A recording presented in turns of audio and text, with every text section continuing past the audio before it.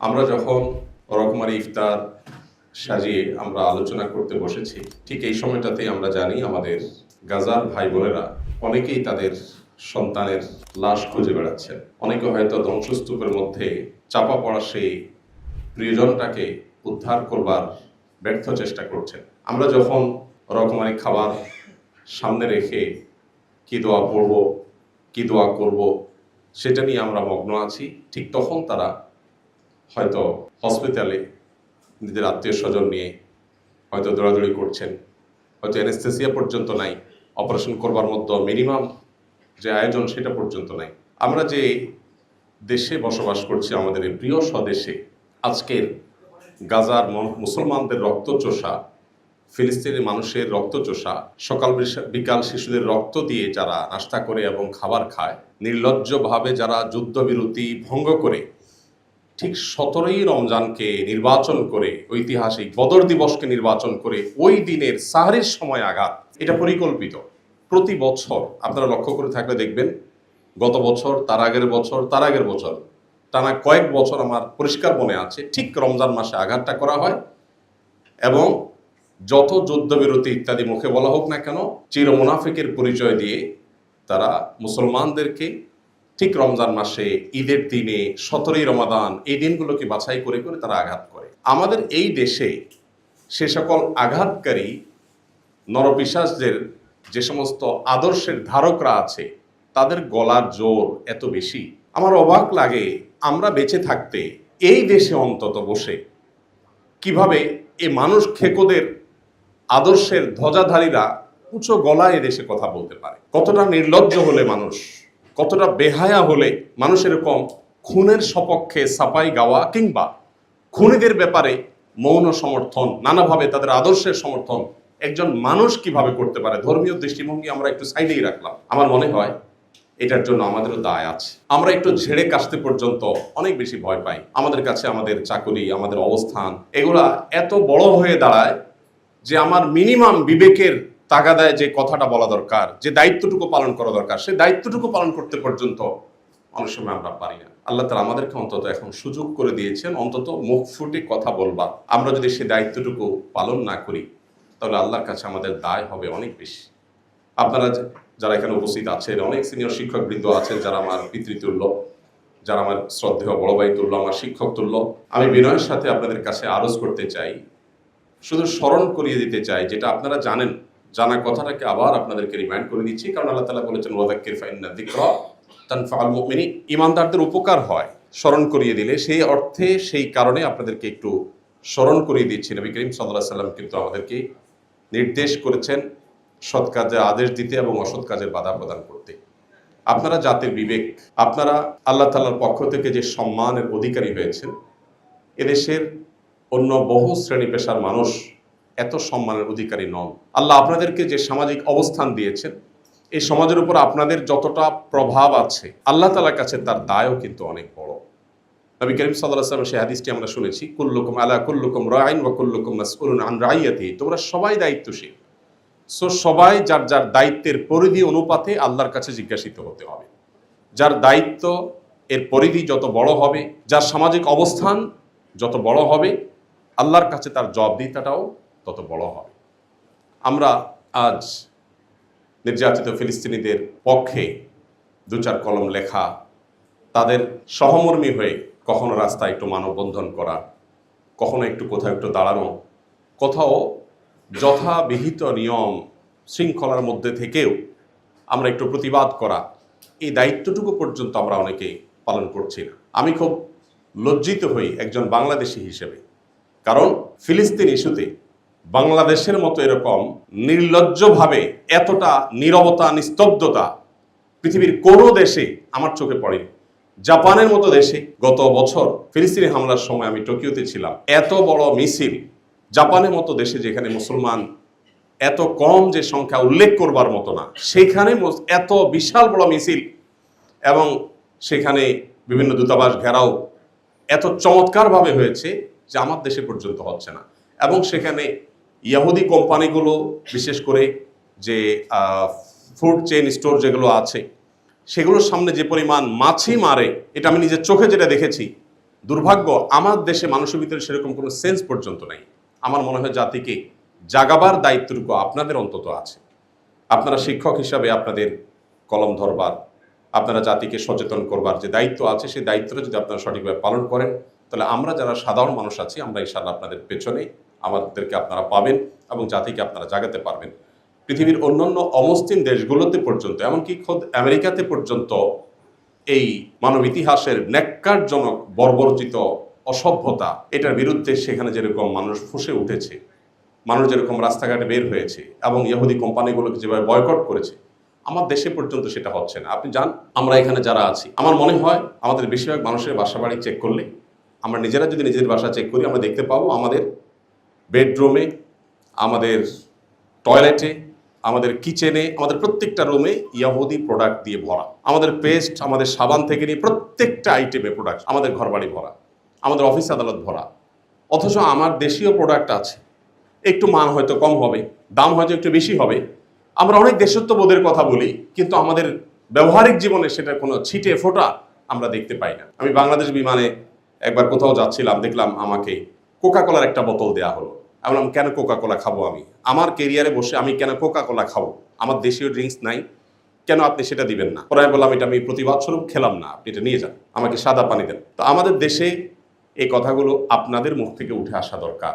আপনাদেরকে বলতে হবে, শ্রদ্ধেয় শিক্ষকবৃন্দ, আপনারা যদি সৎ কাজের আদেশ এবং অসৎ কাজে বাধা প্রদান করার এই যে মহান দায়িত্ব আছে, এই দায়িত্বটুকু আপনারা যদি আদায় করেন, তাহলে সেক্ষেত্রে আজ মানবতার সবক দেওয়া মানুষগুলো, যারা আমাদেরকে সকাল বিকাল মানবতার সবক দেয়, তাদের মানবতার আসল রূপ কি সেটা আমরা প্রতিনিয়ত দেখতে পাই। পশ্চিমে ইউরোপের প্রত্যেকটা দেশে গেলে দেখা যায়, যারা আমাদেরকে সারাদিন সংখ্যালঘু সংখ্যালঘু অধিকার বলতে বলতে বলতে বলতে মুখ দিয়ে ফেনা ছুটায়, তারাই শুধুমাত্র মুসলিম হওয়ার কারণে অহেতুক প্রত্যেকটা মানুষকে হ্যারাসমেন্ট করে, প্রত্যেকটা দেশে অলমোস্ট। তো তাদের ভালো মানুষের এই যে মুখোশটা আছে, এটা সরাবার দায়িত্ব আমাদের।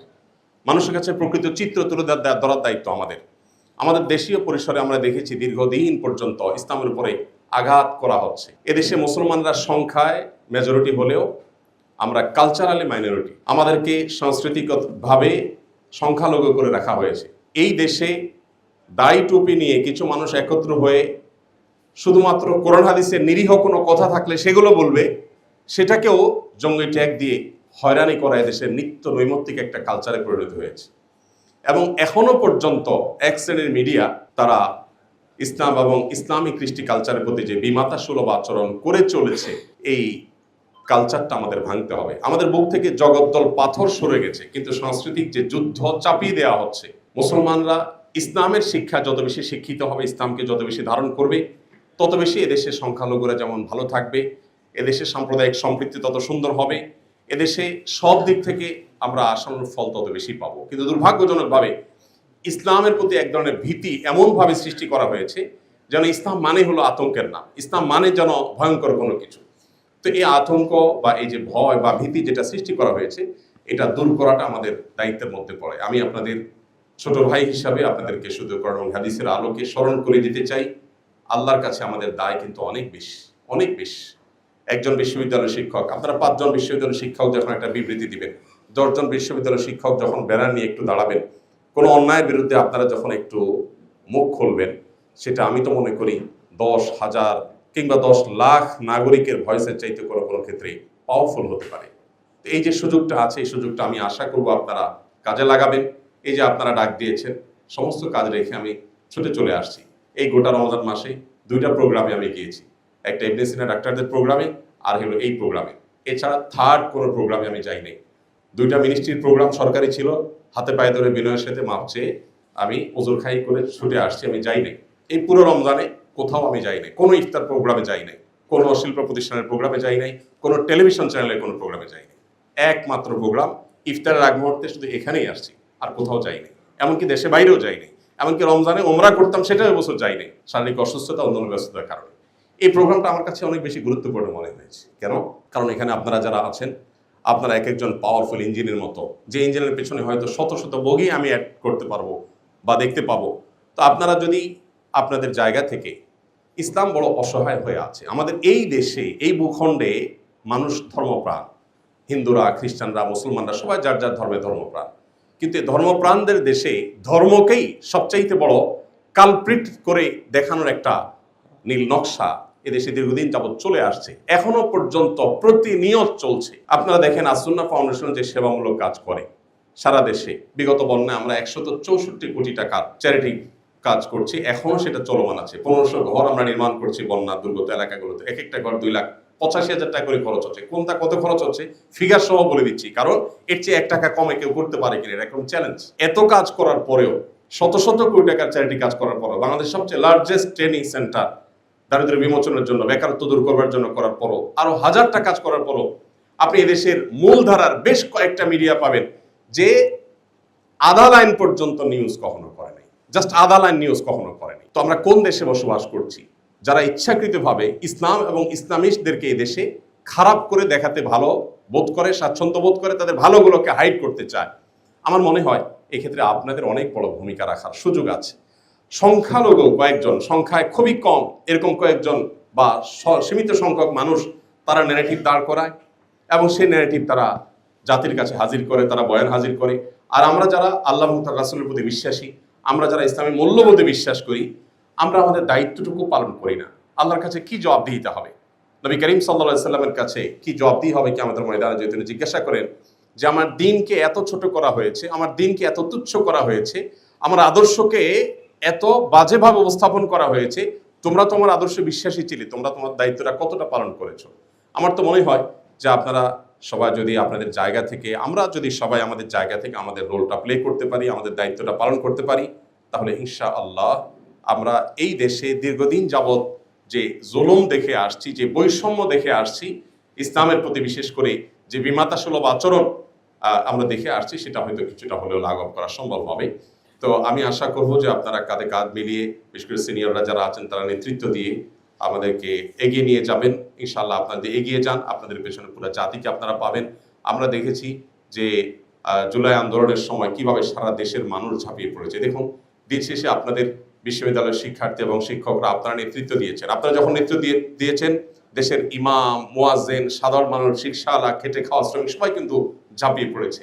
অতএব এভাবে প্রত্যেকটা ক্ষেত্রে আমরা দেখতে চাই যে আপনারা নেতৃত্ব দেন এবং দায়িত্বশীলতার জায়গা থেকে আপনারা ফিরে চলে আসেন।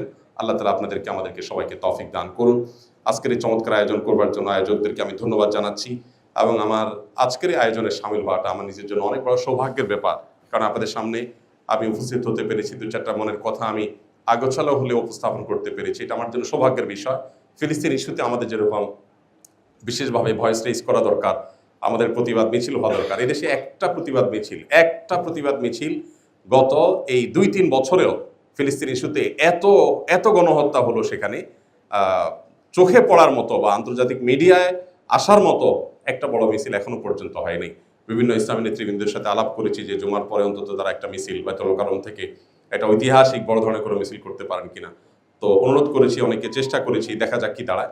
তো আমরা আমাদের জায়গা থেকে অন্তত, আপনারা বিশ্ববিদ্যালয়ের শিক্ষকরা যদি আপনারা একটু দাঁড়ান কোথাও, আপনারা আপনাদের মতো করে দাঁড়ালেন, আপনারা 100 জন 101 জন বিশ্ববিদ্যালয়ের শিক্ষক যদি একটু বিবৃতি দেন, আমাদের মেয়েরা যখন একটু পর্দার জন্য হ্যারাসমেন্টের শিকার হয়, দাড়ির জন্য যখন কোনো জায়গায় হ্যারাসমেন্টের শিকার হয়, আমরা যত কথাই বলি না কেন, আপনাদের 10 জন বা 20 জনের একটা বিবৃতি, আপনাদের একটা বক্তব্যের ওজন অনেক বেশি।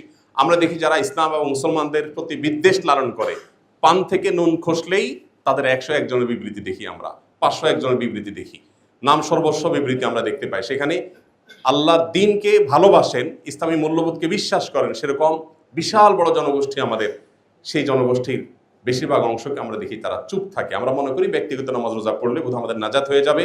আমর বিল মারুফ এবং নাহি আনিল মুনকার, সৎ কাজের আদেশ এবং অসৎ কাজের বাধা প্রদান না করলে আল্লাহর কাছে জবাবদিহি করা লাগবে, এই দায়িত্ববোধটা আমাদের অনেকেরই কিন্তু একেবারেই স্মরণ নেই। আমি সেটা আমার নিজেকে স্মরণ করিয়ে দিচ্ছি, আপনাদেরকেও স্মরণ করিয়ে দিচ্ছি। আল্লাহ তাআলা আমাদের সবাইকে আমাদের দায়িত্বশীলতার জায়গা থেকে সৎ কাজের আদেশ এবং অসৎ কাজে বাধা প্রদান সর্বশক্তি দিয়ে আমাদের সামর্থ্যের মধ্যে থেকে আল্লাহ তাআলা আদায় করার তৌফিক দান করুন। আল্লাহ আমাদের প্রিয় স্বদেশকে ভালো রাখুন গাজার মুসলমানদের এবং তাদের পর যে অভিশপ্তরা আজ এই বর্বরচিত হামলা চালাচ্ছে, আল্লাহ রাব্বুল আলামিন এই অভিশপ্তদের প্রতি আল্লাহর অভিশাপ বর্ষণের দৃশ্য আমাদেরকে দেখে যাওয়ার তৌফিক দান করুন। আস-সুন্নাহ ফাউন্ডেশন, উম্মার স্বার্থে সুন্নাহর সাথে।